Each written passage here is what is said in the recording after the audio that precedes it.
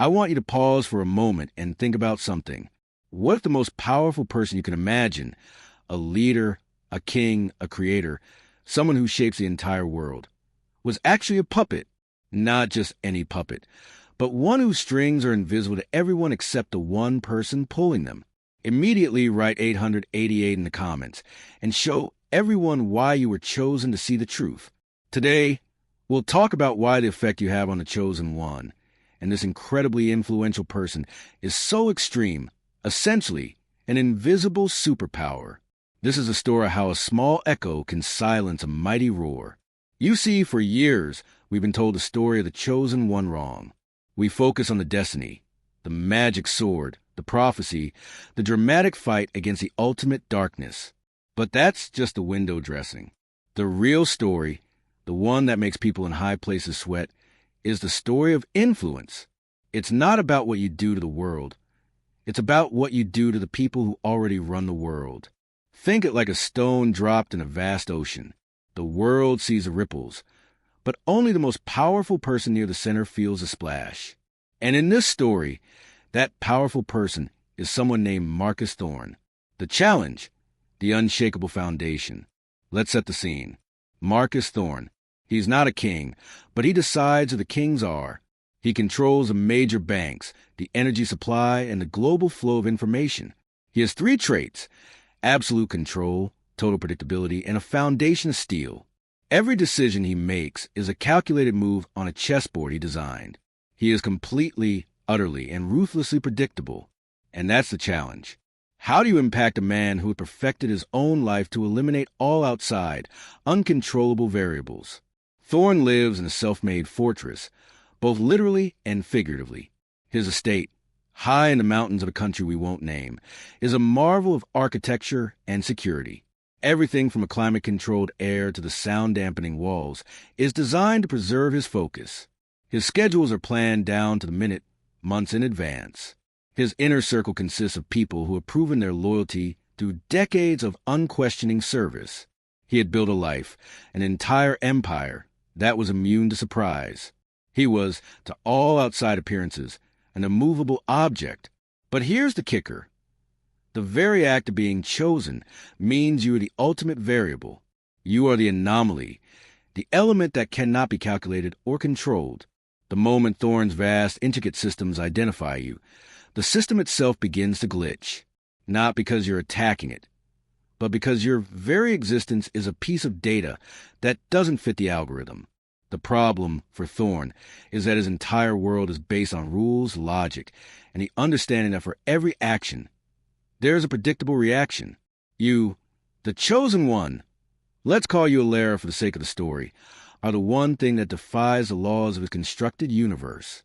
You don't have an army. You don't have a fortune. You don't even know you're impacting him yet. But your presence, your mere existence, is the sand in the gears of his perfect clockwork machine. This is the central tension of the story. The most predictable, influential man in the world versus the most unpredictable, insignificant person. And the story we're telling isn't about a clash of armies. It's about a clash of consciousness.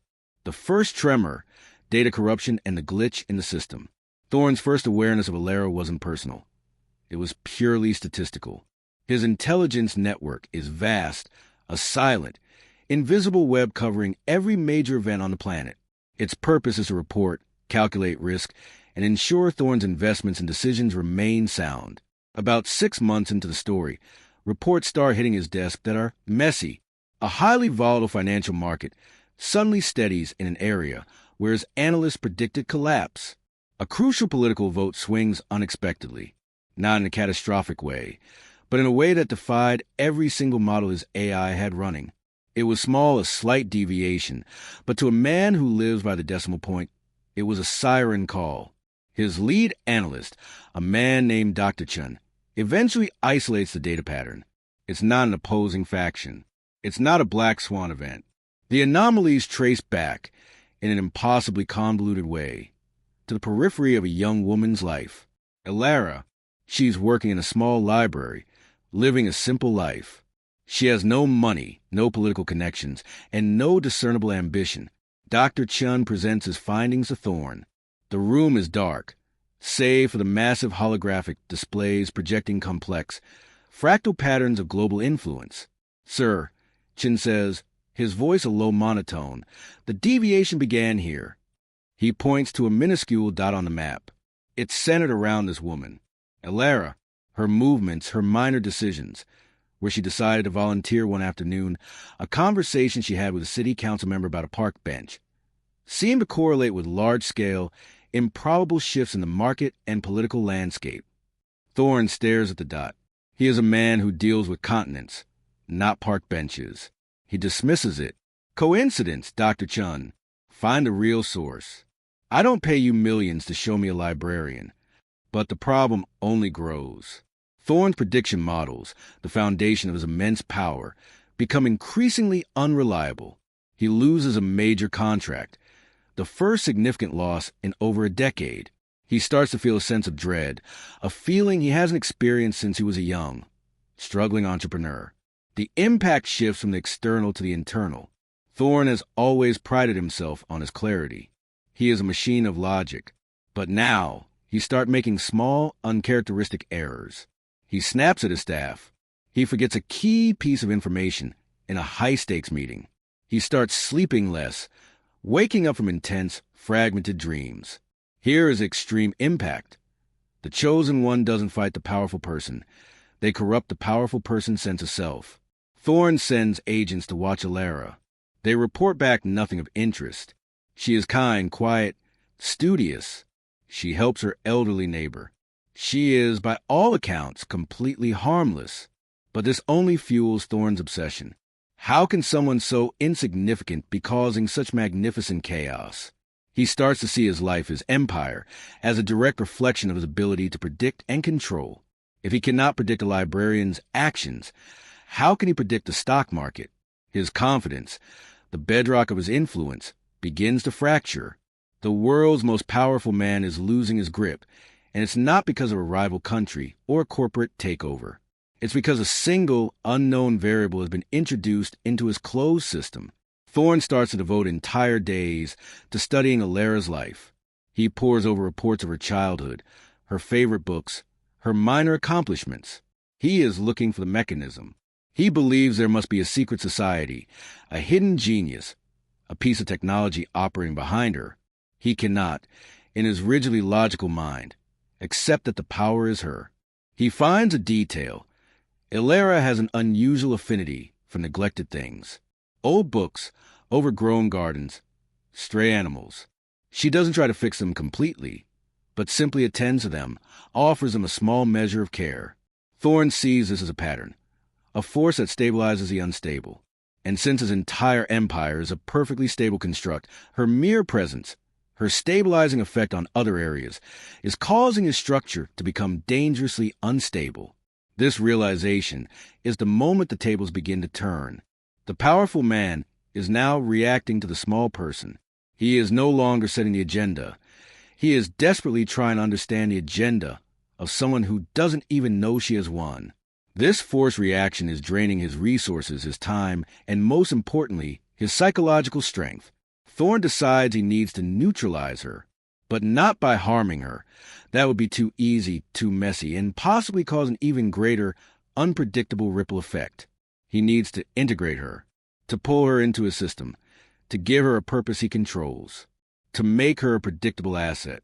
He sends his emissary, a smooth-talking, highly persuasive woman named Serena, with an offer, not a threat, but a gift, a scholarship to the best university, a high-paying, low-demand job in one of his think tanks, a luxury apartment, the kind of offer no rational person would refuse. Serena meets Elara at the library. The setting is key. Old paper, silence, the smell of dust and history. Serena presents the offer like a key to a new, incredible life. Elara listens patiently, a small smile on her face. When Serena finishes, Elara simply says, "Thank you, but I'm needed here." Serena is taken aback. Needed? For what? Shelving books. For the books, Elara replies gently, and for the people who need them. A book that is read by the right person at the right time can change everything. You can't put a price on that, and you can't schedule it.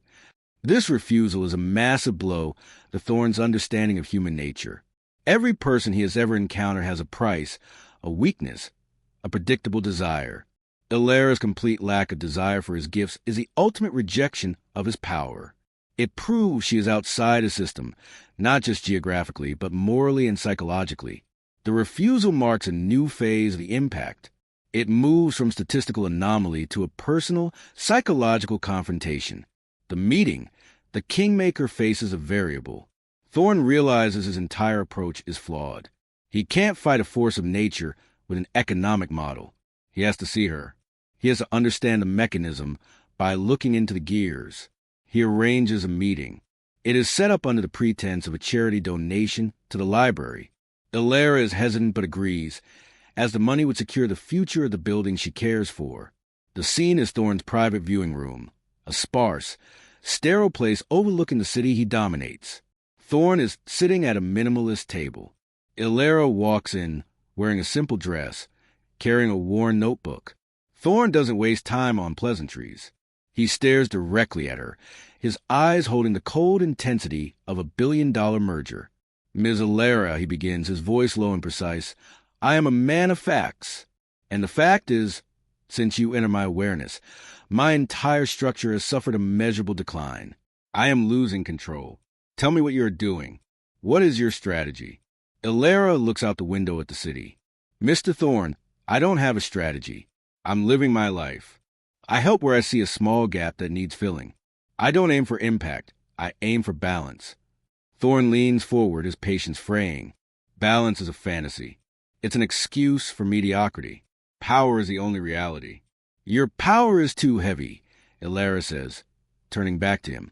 "It's like a great iron weight you've been pressing on the world. It keeps everything still, but it's crushing the life out of things. I'm not pushing against you. I'm just taking the weight off the things you're not looking at." This is the key moment. The extreme impact is revealed. Illyra's power isn't a force.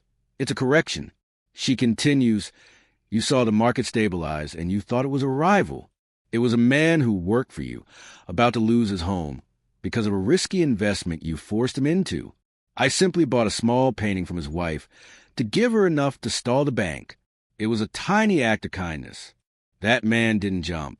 He came back to work, his mind clear, and he saved a huge contract for you later that day, completely unaware that I had been involved. You saw the political swing. It was a local politician who realized his daughter respected him more when he did the right thing, not the profitable thing. I simply gave his daughter a specific, old history book from the library. It changed her perspective, which changed her conversation with him. Tiny acts, massive, unpredictable returns. Thorne is speechless. His world is built on grand schemes, on armies and treasuries. Her world is built on a conversation, a book, a painting. The difference in scale is impossible, yet the effect is undeniable. You're telling me that my empire is being destabilized by small acts of kindness? Thorne asks, his voice thick with disbelief and a terrifying, nascent fear. I'm telling you, Illyra says softly, that your power can control the big things, but your biggest impact is always on the small things. And the small things are the threads that hold the big things together. I'm simply mending the threads you've cut. And because I'm doing that, your iron weight is beginning to slip. Thorne sees the truth in her eyes. She is not an enemy. She is a mirror. Her simple, true-to-the-moment actions are exposing the brittle, unsustainable nature of his vast, calculated life. The psychological climax for Thorne isn't defeat. It's an enlightenment forced upon him. The man who thought he had infinite control realizes his power is incredibly conditional, fragile, and utterly dependent on the stability of the simple, human world he has ignored. He sees that Illyra is not seeking to destroy him. Her presence is simply causing cracks in his own foundation to become visible. This realization is the most extreme impact anyone could have on him. It breaks the illusion of his absolute control. He is left utterly vulnerable, not to an attack, but to his own newly exposed reality. So, what does this story of Illyra and Thorne tell us about the Chosen One's true power? It's not the grand spectacle. It's the correction. The truly influential person, like Marcus Thorne, operates in a world of complex, highly leveraged systems. They deal in probabilities, mass psychology, and calculated risk. They are a massive ship, steady on a predictable course. The chosen one, on the other hand, is the ultimate force of nature, not because they are strong, but because they are purely authentic.